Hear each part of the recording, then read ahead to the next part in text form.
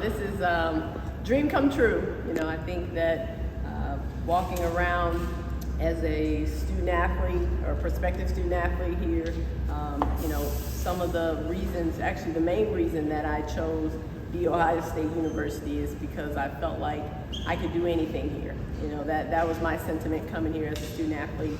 And so to come full circle and feel like I wanted to be in this profession and now be able to do it here, it really just solidifies that first thought, my first time on campus, that this is a place where you can do anything. And so this is really a dream come true in terms of me coming back to my second home. We'll open it up for questions, and if you would, state your name and your identification, just so Rosalind can get a chance to start to know who she's gonna be dealing with this year. That's harsh, she's dealing with. Hi, Rosalind. Working with, building relationships with. And we've been part of MMPC before. You coach with care. Yes. So what is it like to, pun intended, take the baton from her? Yes. And now take care of this baby that she's built into this thing? Well, I think initially it's a scary thought because those are huge shoes to fill.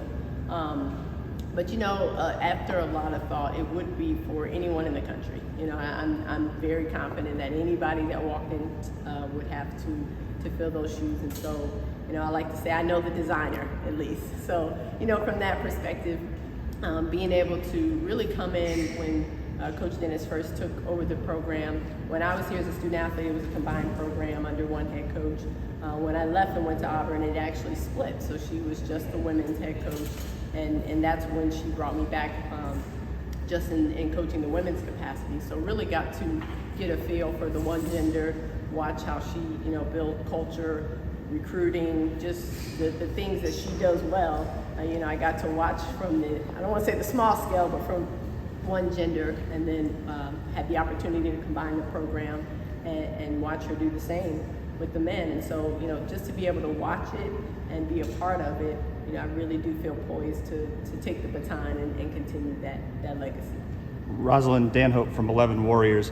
To see Karen have the success she did as coaching both the men and women, how much has that inspired you in your own journey to, also be able to take on that responsibility? No, that's a great question. And I think that, we talk about, and it's funny, when I first feel like I'm still a young coach. When I first got into business, that was something that was almost unheard of when you talk about women coaching men. And so to really watch her do it, be under her tutelage, to see how it's been done and been done well, it's almost kind of negated the notion that women can't coach men. And more so in doing it has given me confidence to do it. And what I've really noticed is that it's probably most important that we have women in men's sports. A lot of times as I've taken on coaching with the men as well as the women, they get to see, I've had student athletes ask me, so you mean my mom was working at home and a real job? I said, yes, this is how the juggle works, as well as just the care and some of the consideration that, women can lead in the household, and you trust them with things as maybe a parent or a sister or a loved one, that you can do the same in sport. And so that's really kind of given me the confidence to watch her not really have to preach it, she just did it. And so, being able to watch her do it and has given me the confidence to know that it's not really something I should have to explain or be prepared for, or, I'm coach, and the men and the women have taken that in strides and been able to buy in and do some really great things together.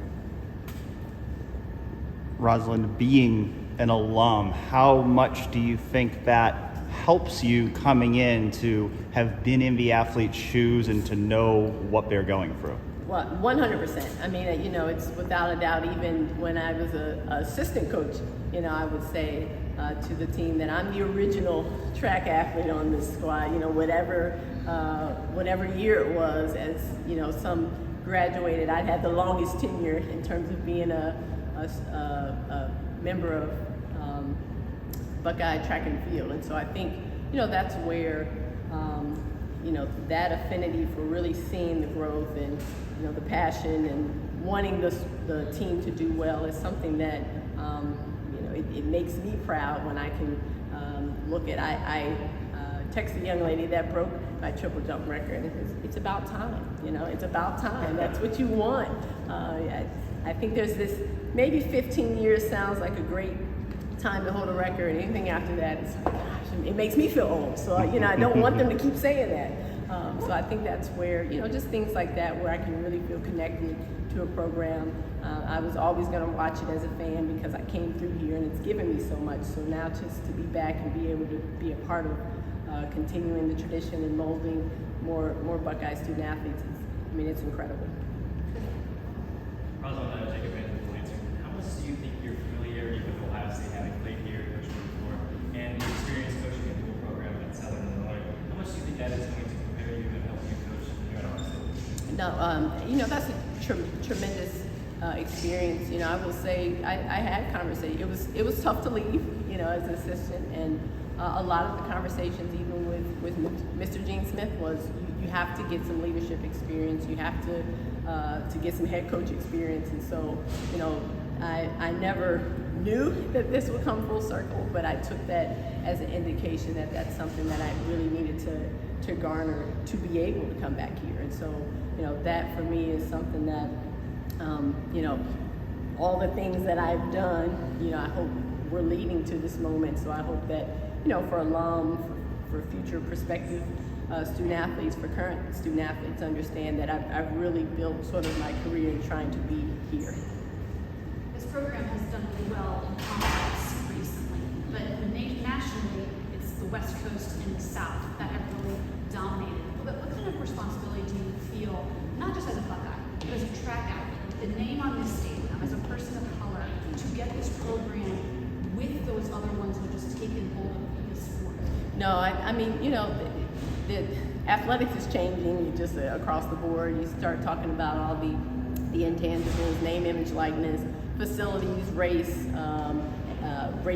to who can build the best and the biggest, the fastest, and then even just who you're hiring, the big names. And I think for me, I don't know if I'm considered a big name, but I think that it's pretty apparent, and from the texts and the emails that I've gotten, that I'm a connected name to this university.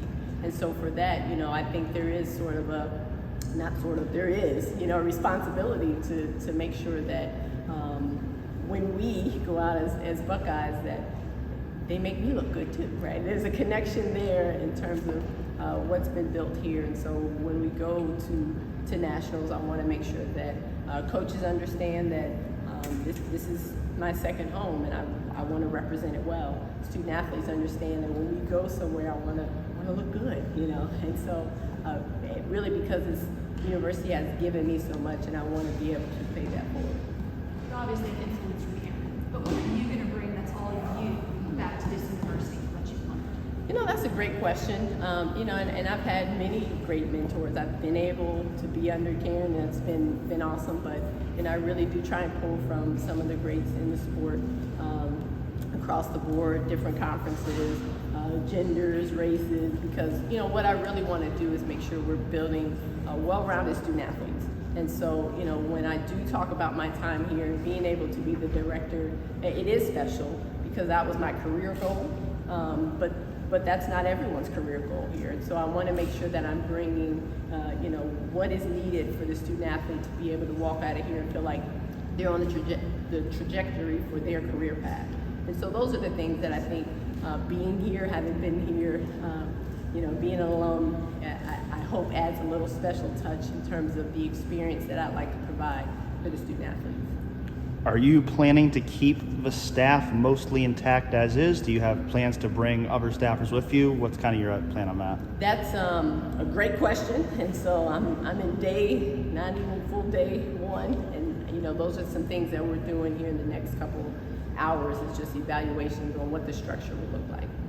Rosalind, as you sit here at this press conference and look straight ahead at that stadium as your home again, just what are your thoughts when you see that? No, it's amazing. I'm watching them cut grass, and I would always hope they wouldn't do it around 2:30 because my allergies would act up right before practice. It really is nostalgic to look right onto a sand pit that I spent a lot of hours just honing a craft and a lot of time. So, I mean, this feeling is amazing. It's amazing. And then it's clearly important for us in the sport of track and field that has so many different elements. You know, distance runners, field events, sprinters, various coaches. It was important for us, I think, to bring in somebody who had the experience that you have.